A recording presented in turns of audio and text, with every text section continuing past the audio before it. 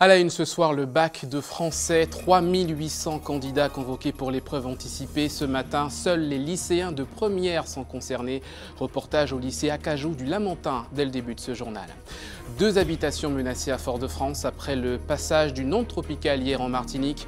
Un mur de soubassement s'est effondré, heureusement aucune victime à déplorer. 3 ans après les faits, le procès de Kevin Jara, accusé du meurtre d'un Martiniquais. La famille de la victime a fait le déplacement à la cour d'assises de Lyon pour suivre les audiences. Et puis nous parlerons santé avec ce congrès sur les vecteurs du Zika, de la dengue ou du chikungunya, les moustiques, au cœur du questionnement de spécialistes, toutes disciplines confondues. Et puis notre invitée ce soir, Sabine Rome, organisatrice du Salon de l'Homme. Elle est avec nous ce soir et nous allons avec elle aborder les questions d'organisation de cet événement. Bonsoir et à tout à l'heure. Voilà pour les titres. Bonsoir à tous. Merci de nous suivre, notamment en direct sur notre page Facebook. On commence avec la suite des épreuves du baccalauréat. Aujourd'hui, épreuve anticipée pour les élèves de première. Le bac de français, comme on dit, au programme un corpus, c'est-à-dire un ensemble de textes étudiés pendant l'année et analysés par les candidats. La note comptera dans la moyenne du baccalauréat 2018. Yoann Boulard a pu assister à l'épreuve ce matin au lycée 1 du Lamentin, au lycée Acajou 1 du Lamentin, pardon. Reportage. Matinée pluvieuse pour cette ultime étape des épreuves anticipées de français. Il est 7h30 quand les plus courageux s'élancent, suivis par le peloton. Yasmine et Jessica abordent cette épreuve stressée mais confiante. Je pense que c'est un stress motivant. Voilà, ça fait 3 mois qu'on révise vraiment. On est au taquet. On va tout péter. Franchement, je suis confiant. J'ai déjà eu ça pendant les 2 premiers trimestres. On avait des entraînements. Là, je pense que je peux réussir. J'ai les bases, je connais les procédés, les mouvements, les registres, tout ça. Avec de la chance, je pense que ça ira. Et puis, c'est tout ou rien. Au moment d'entrer dans la salle, les 2 amies ne sont plus si sereines. Le stress des joutes, c'est un peu prenant, mais je suis confiante. Il fait vraiment chaud. J'ai l'impression qu'il n'y a pas de clim là. Dans ces housses noires sous bonne garde, les sujets sur lesquels ces lycéens vont plancher pendant 4 heures. Pour les séries S et ES, 4 textes sont à l'étude avec une question. Qu'est-ce qui inspire la création poétique selon les auteurs du corpus? Victor Hugo, Albert Birot, Sully Prudhomme ou Philippe Soupeau. Ils choisissent ensuite entre commentaires, dissertations ou écriture d'invention sur le thème de la poésie du Moyen-Âge à nos jours. Après, on va récupérer les copies. Et pour cette fois, pour les épreuves anticipées, ce n'est pas nous qui anonymons. On va envoyer les copies dans les centres qui vont anonymer. Pour Yasmine et Jessica, c'est le soulagement à la sortie. Ça s'est assez bien passé. J'ai été agréablement surprise par le sujet.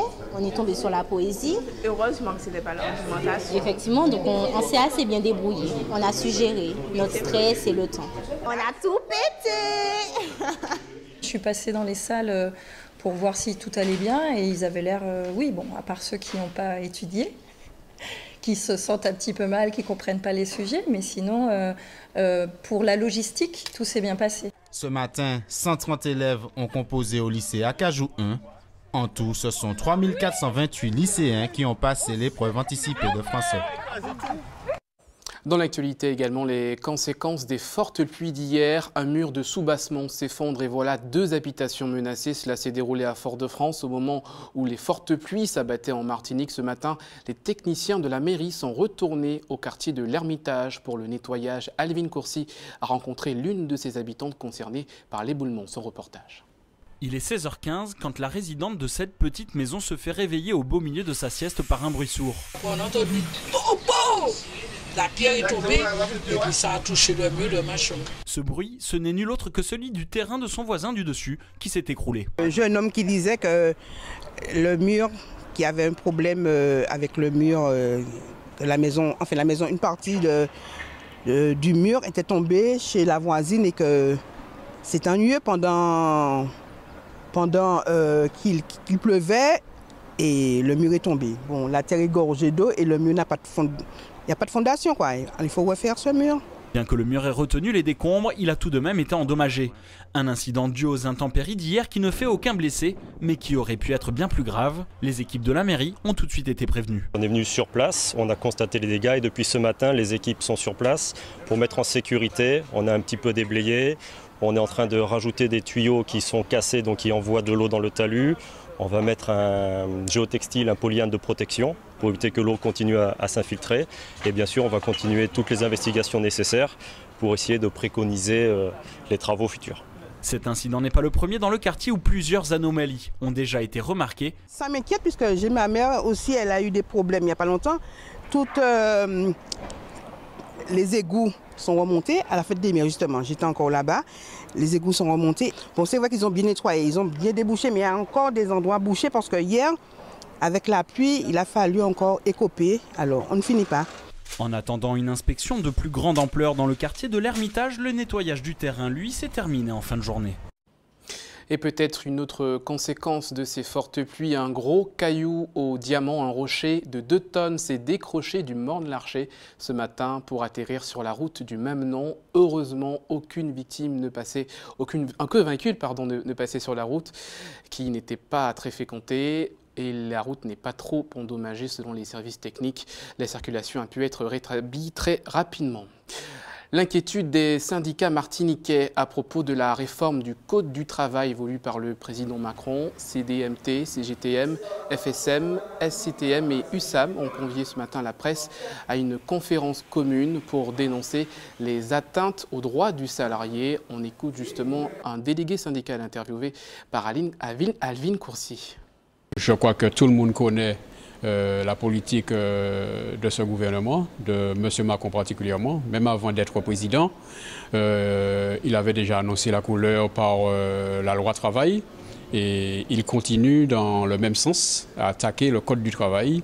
Il veut démanteler le Code du travail et ça, les travailleurs vont souffrir beaucoup de cette attaque. Il y a également les revendications qui sont propres à la Martinique, et notamment la question de la reconnaissance des faits syndicales martiniquais, notamment les attaques qui sont portées à l'encontre des organisations syndicales martiniquais et qui ne sont pas présentes dans certains organismes comme le Conseil d'administration de la Sécurité sociale, comme à la CEDIC, alors que nous avons nombre de ressortissants qui justement dépendent de ces caisses-là. Et puis bien généralement, nous avons toutes les revendications telles que les NO, les négociations annuelles ne sont pas tenues.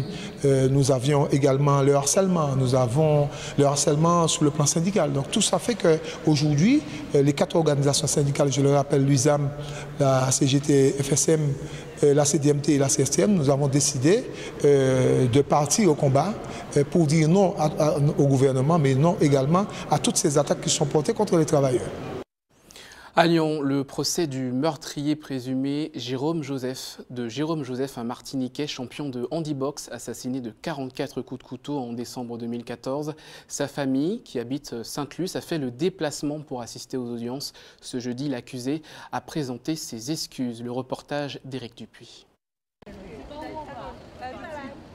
C'est une famille soudée qui se retrouve à Lyon 2 ans et demi après le meurtre de Jérôme. Ces habitants du quartier Épinay-Grand-Fleur à Sainte-Luce ont retrouvé leur fille qui vit en Eure-et-Loire pour comprendre exactement ce qu'il s'est passé ce 18 décembre 2014 dans la banlieue de Lyon. Et ils n'attendent qu'une chose. Les mots pour dire exactement ce qui s'est réellement passé pour qu'on puisse avancer.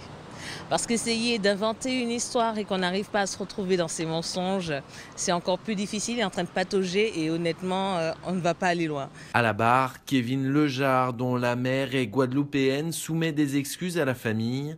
L'homme de 27 ans aujourd'hui reconnaît les 44 coups de couteau portés mortellement à Jérôme dans cette bagarre qui a éclaté autour de la vente de 100 grammes de cannabis. Il a indiqué avoir réagi, avoir donné le premier coup, avoir provoqué la bagarre, mais s'être retrouvé dans une situation où il était acculé, tenu par la ceinture d'une part et menacé d'un couteau d'autre part, pour ensuite avoir, lui, asséné un grand nombre de coups qui se sont avérés pour certains mortels.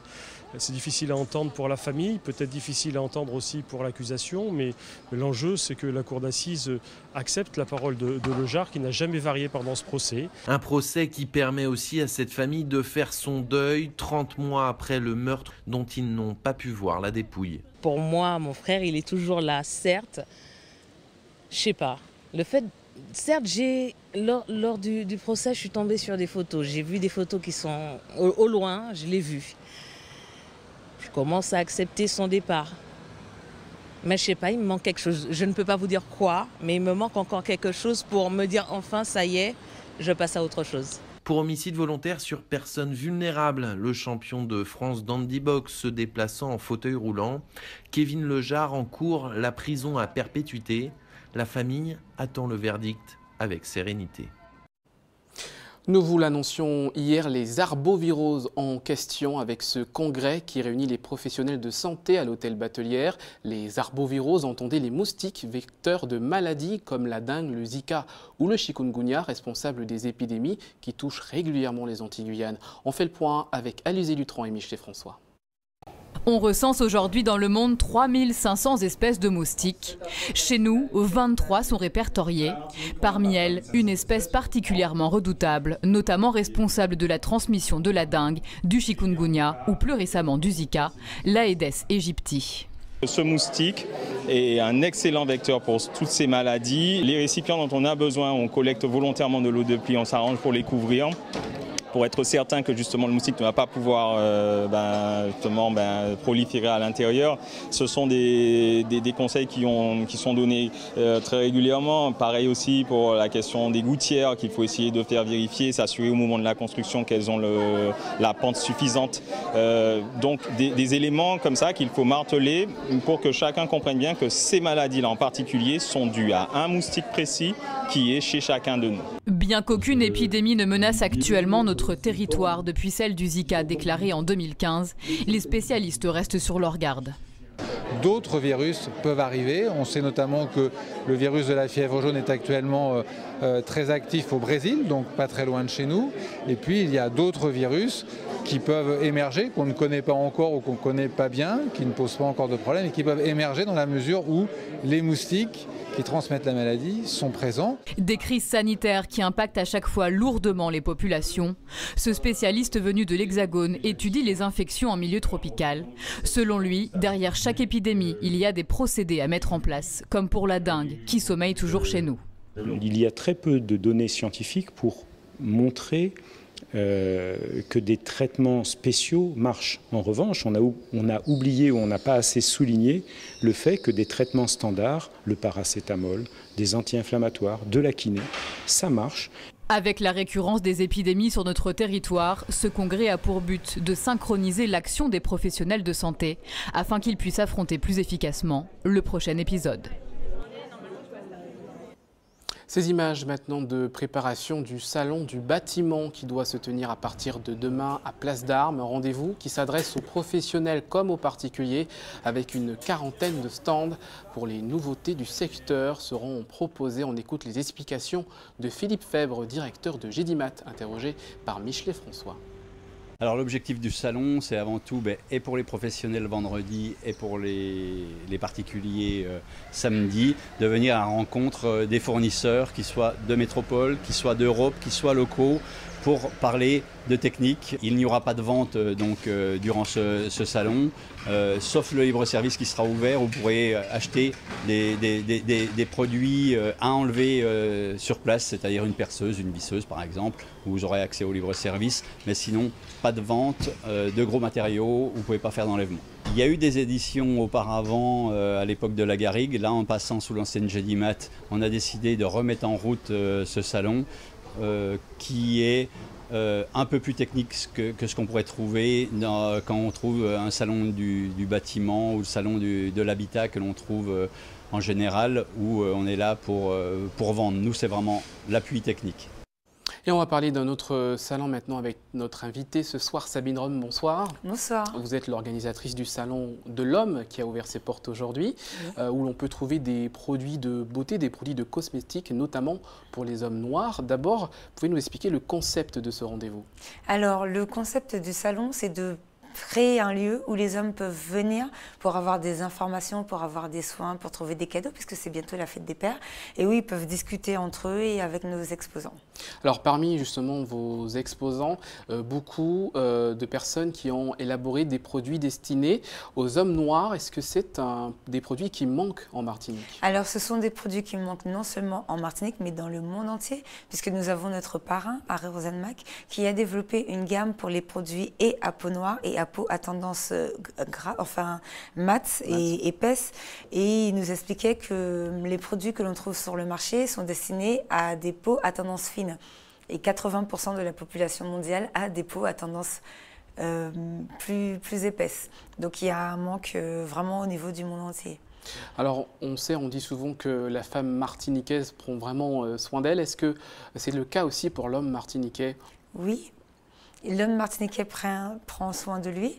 Il faut savoir que de plus en plus maintenant les hommes sont décomplexés avec tout ce qui est crème, tout ce qui est soin, que ce soit pour la peau, que ce soit pour les cheveux, pour tout ce qui est rasoir, parce que pour éviter les boutons ou les poils incarnés. Donc c'est vrai que les hommes prennent de plus en plus soin d'eux. Alors justement, parmi les exposants que vous avez invités, est-ce qu'on peut parler un petit peu finance? Est-ce que le marché des produits de beauté pour l'homme noir, est-ce que c'est un marché important? C'est un marché important, mais c'est un marché qui, je pense, est en train, justement, on est dans les débuts, qui est en train de prendre de l'expansion. En termes de chiffres? En termes de chiffres, il y a de plus en plus de produits qui sortent. Je pense que ça peut rivaliser d'ici peut-être 5-6 ans avec les produits qui sont actuellement sur le marché pour les femmes. Alors avec ces produits justement, est-ce qu'ils ont une conception un petit peu différente des autres produits qu'on trouve sur le marché? Est-ce qu'on a aussi des astuces de grand-mère, des produits, des fleurs, des plantes que l'on retrouve en Martinique? Alors nous avons sur le marché des artisans qui font par exemple des savons ou des crèmes bio, donc limite à la main. Donc ils ont vraiment des laboratoires et ils travaillent sur le produit, ils font des extraits au niveau des plantes. Et ça, c'est assez intéressant, ne serait-ce que même au niveau des parfums, et on peut fabriquer sa senteur soi-même sur le salon. Et c'est vrai que les produits de M. Rosenmack jouent beaucoup sur, je ne vais pas dire le bio, mais ils sont beaucoup dans tout ce qui est maintenant, pour éviter tout ce qui est parabènes, tout ce qui pourrait blesser ou qui n'est pas très bon pour l'environnement, l'écologie. Et c'est vrai que c'est des produits assez naturels quand même. Alors on entend parler ces derniers temps de la mode Nappy Girl. Oui. Est-ce qu'il pourrait y avoir aussi une mode Nappy Men? Alors je ne sais pas encore pour la mode Nappy Men. Par contre, il s'avère que nous avons un partenaire qui fait tout ce qui est traitement de calvitie et tout ce qui est micropigmentation pour les messieurs qui n'ont pas de cheveux. Donc nous avons justement une micropigmentation qui sera mise en jeu samedi. Voilà, pour toutes ces informations sur le salon de l'homme, on rappelle qu'il se tient au centre commercial Le Rond-Point, ce soir même, donc aujourd'hui, vendredi et samedi, de 10h à 20h. En présence d'Harry Rosenmack qui est donc... Qui sera là le samedi, qui est le parrain de l'événement. Donc il fera des dédicaces au niveau d'un de ces magasins où les parfums, où les produits sont distribués. Et là, je vous invite à venir le rencontrer pour tous les gens qui sont fans de lui. Merci beaucoup Sabine Rome. Je rappelle que vous êtes l'organisatrice de ce salon de l'homme qui donc se poursuit jusqu'à samedi. Exactement, merci. Restez avec nous à suivre dans votre journal l'actualité des régions en Guadeloupe. La grève des ouvriers de la banane se poursuit avec ce matin une rencontre à l'initiative du préfet. En Guyane, mobilisation des élus et des employés de la Simco, la société immobilière de Kourou, avec ce piquet de grève installé devant le siège de la société. Et puis dans votre JT des communes, une pause musicale avec un compositeur pour harmonica. La grève des ouvriers de la banane en Guadeloupe, une rencontre, je vous le disais, a eu lieu ce matin à l'initiative du préfet, mais juste avant, une manifestation a eu lieu dans les rues de Basse-Terre. Le reportage de Patrick Hury. Depuis le 18 mai, les ouvriers agricoles des exploitations bananières sont mobilisés. Un mois après la reprise du travail à Bois-Debout, les ouvriers des autres plantations ont décidé d'exiger l'application de leurs droits. Alors aujourd'hui, nous, en la rue Basse-Terre, c'est pour le même mouvement grève là qui commençait depuis le 18 mai. Donc c'est-à-dire l'application de la mensualisation de salaire, la retraite complémentaire et les primes de fin d'année. Ils ont multiplié les actions pour alerter la population sur leurs conditions de vie et de travail. Ce matin, ils ont voulu informer les habitants et visiteurs de Basse-Terre, une façon pour eux de demander leur soutien. Nous attendons soutien pour que la négociation là, ça peut finaliser. Parce qu'après un mois, le patron bonhomme qui prend travailler pour chien. Donc nous pensons que ces patrons-là qui ont volé nous, ni non, ils ont volé nous. Nous pensons qu'il y a une situation de négociation pour appliquer la loi que j'ai votée. C'est tout ça nous demandons qu'ils ont appliqué la loi. Après 3 semaines de grève, ils restent motivés, ils sont en colère. Ils veulent l'application de la loi. Il faut donc s'attendre à un durcissement du conflit si les revendications n'étaient pas actées. L'actualité sociale en Guyane, un piquet de grève a été installé devant le siège de la Simco. Ce matin, la société immobilière de Kourou, les salariés dénoncent le projet de reprise de la structure par la SNI, la Société nationale immobilière. Plusieurs élus de Guyane soutiennent le mouvement. Le reportage de Jonathan Lariot. Les portes de la Simco demeurent closes. Les employés ont choisi d'exprimer leur mécontentement par un jour de grève. Devant le bâtiment, ils ont organisé une distribution de tracts pour mobiliser la population contre le rachat de la Simco par la Société nationale d'investissement, la SNI. Ça veut dire que l'argent doit rester en Guyane. Le moindre centime d'euro aujourd'hui qui est possible de rester en Guyane, de laisser en Guyane, il faut qu'il reste ici. Il n'a pas à remonter en métropole. Sur le plan salarié, qu'est-ce qu'on nous dit? On nous dit, voilà, pendant 2 ans, il n'y a rien qui va changer pour vous. Vous allez rester comme vous êtes, il n'y a rien qui va bouger. Et dans 2 ans, ils achètent en fait les actions par étapes. 34% au départ. Après, ils font un pacte d'actionnaires avec les autres actionnaires du CNES qui resteront pour être majoritaires à 52%. Et après, dans les 2 à 5 ans à venir, ils rachètent toutes les parts. Donc ils seront actionnaires majoritaires après à 52%. Après un premier débrayage il y a quelques semaines, une lettre a été envoyée à la ministre des Outre-mer concernant la volonté des employés de ne pas voir la SNI devenir actionnaire majoritaire de la Simco. Mais ce courrier reste aujourd'hui sans réponse. Donc aujourd'hui, nous, ce qu'on voudrait, c'est un statu quo. Et effectivement, ce qui pourrait peut-être assainir ou asseoir la situation, c'est que le CNES accepte de rétrocéder ces 3% d'actions à la CTG pour que les actionnaires, les collectivités locales deviennent actionnaires majoritaires. Ce qui fermerait pour complètement le débat et la SNI ne viendrait pas à la Simco. Pour les employés, ce n'est là qu'un premier jour de grève. Si aucune réponse ne leur parvient dans les plus brefs délais possibles, ils n'hésiteraient pas à poursuivre leurs actions. Quelques mots de sport. Les Matininos, la sélection de football martiniquaise, partie à Marie-Galante ce matin avant le début de la phase finale de la Coupe des Nations de la Caraïbe qui commence la semaine prochaine. Là-bas, les hommes de Jean-Marc Siveau suivront un stage de préparation. Hier, José Le Chertier a assisté à leur dernier entraînement en Martinique. Son reportage. La préparation des Matininos en vue de la Coupe des Nations de la Caraïbe est rentrée dans une phase active, stricte et rigoureuse. Hier soir, aux Trois-Îlets, après une belle opposition face à une sélection de joueurs des différents clubs de l'île, l'heure est aux étirements. Il s'agit de préparer le corps à la répétition des efforts afin d'être fin prêt pour jeudi prochain face à Curaçao. Et pour mieux connaître son adversaire, le staff technique analyse le jeu des Curaciens. J'étais justement sur Internet pour regarder les vidéos de nos adversaires, puisqu'ils ont joué des matchs soit amicaux ou de qualification pour la Coupe du Monde. J'ai téléchargé justement ces rencontres pour justement voir à quoi s'attendre, surtout avec des joueurs qui sont rompus aux joutes internationales. À noter qu'hier, Curaçao en blanc s'est incliné en match amical face au Canada 2-1. Le style des Curaciens est un mix entre le jeu des Caraïbes et celui inspiré des Pays-Bas. Il repose sur un bloc défensif bien organisé et qui a développé un jeu offensif qui passe par les côtés. Un adversaire de gros calibre, les hommes de Siveau devront donc hausser le niveau de jeu. L'idée pour nous, c'est qu'on est sur la poursuite de la compétition. Le groupe s'est qualifié brillamment au tour précédent. Voilà, qu'est-ce qu'on va faire de cette qualification? Et dès le 22, on va essayer de répondre à cette attente, c'est-à-dire de jouer la qualification pour la finale.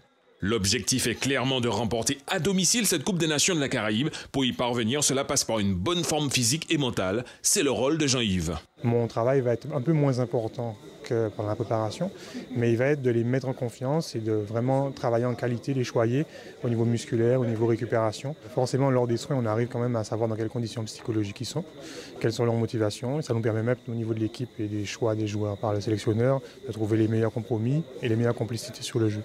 Complicité et cohésion de groupe, le capitaine de la sélection a sa petite recette. C'est la sérénité. Le plus important, c'est franchement de prendre du plaisir. De prendre du plaisir à jouer au ballon, de prendre du plaisir à faire des efforts ensemble. Pour le moment, il ne faut vraiment pas se prendre la tête avec les matchs à venir. Travailler tranquillement, respecter les consignes du coach, faire ce qu'il faut pour pouvoir être prêt le 22. Les Matininots ont quitté la Martinique ce matin, direction Marie-Galante pour 5 jours de stage. Un séjour durant lequel ils seront opposés à une sélection de joueurs guadeloupéens. De la danse indienne pour terminer ce journal. Depuis 2 semaines se tient une masterclass au domaine de Tivoli animée par un grand maître de danse indienne invité par une association martiniquaise qui souhaite le partage de la culture indienne. Avec notre île, Johan Boulard a pu capter quelques mouvements de hanches lors d'une séance. On regarde. 1, 2, 3, 4.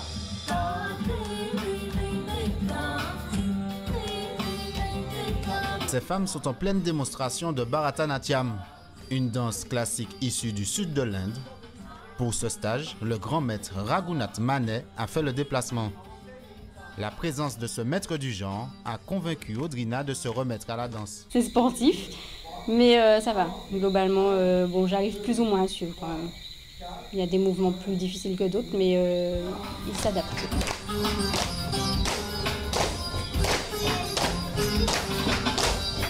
Tessa et Audrina sont sœurs.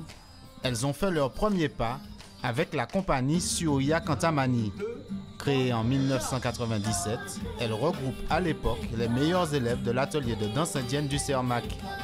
Aujourd'hui, sous cette même bannière, Tessa, ou Padmavati de son nom de danseuse, tente de transmettre sa passion. Je me suis fait des amies danseuses et on développe ensemble la danse chorégraphique Bharatanatyam en Martinique. Après avoir reçu en 2003 son Arangetram ou son degré de maîtrise technique et théorique, Priya accompagne depuis maintenant une décennie les membres de la Surya Kantamani.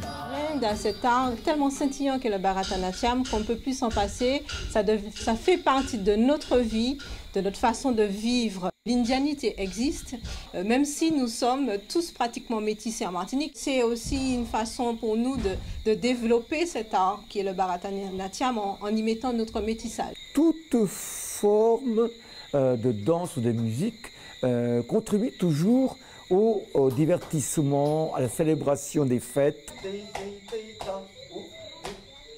La danse a toujours été une source pour les créateurs.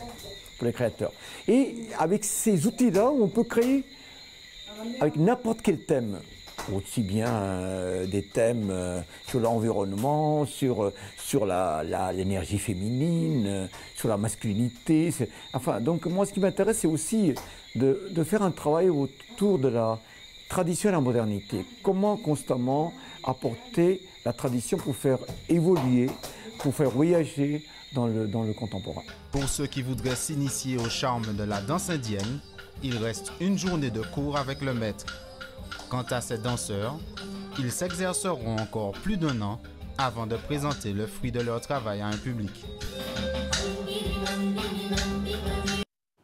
Voilà pour l'essentiel de l'actualité. Restez avec nous tout de suite, votre JT des communes.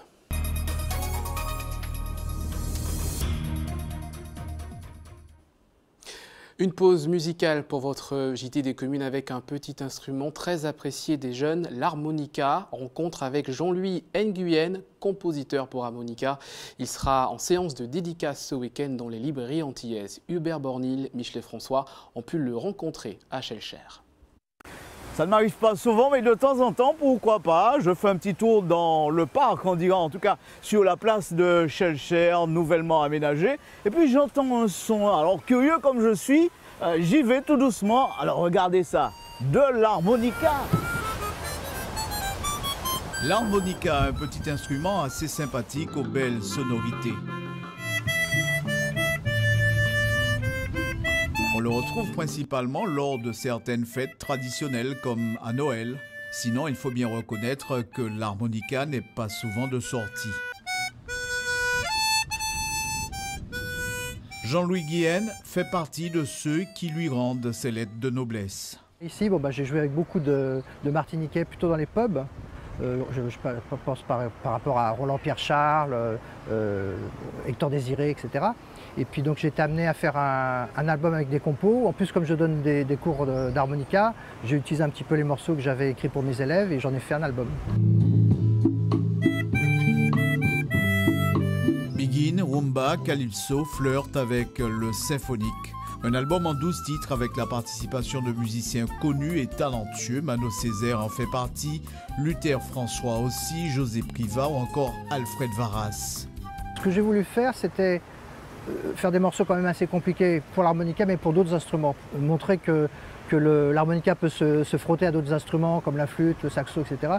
Et donc c'est pour ça que quand j'ai fait l'album, Mano Césaire m'a demandé si je voulais un petit coup de main dessus, et je l'ai invité un peu à ce qu'on puisse avoir le violon qui réponde à l'harmonica. Bon, il y a le steelpan, il y a l'orgamon, donc ça rehausse un petit peu le répertoire, puis l'univers dans lequel est l'harmonica. L'harmonica associée aux orchestrations, cela donne véritablement quelque chose d'assez exceptionnel.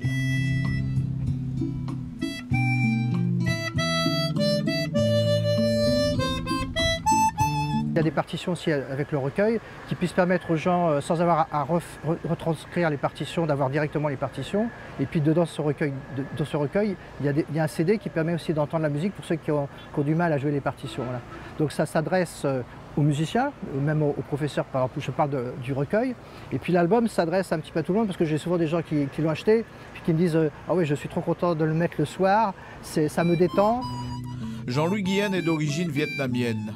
Installé depuis 25 ans en Martinique, il s'est imprégné de notre culture musicale. Voilà, avant de refermer ce journal, ces informations pratiques, la collecte de l'EFS, une double collecte demain, d'abord à 8h, entre 8h et 13h sur le parking de Carrefour de Cluny à Fort-de-France, et puis de 13h à 18h à la Grande Récré sur le parking du canal Cocotte, donc à Ducos, pour le don du sang. Voilà, restez avec nous, la suite de votre tranche info à suivre en Tchèpeia avec Reddy Germani.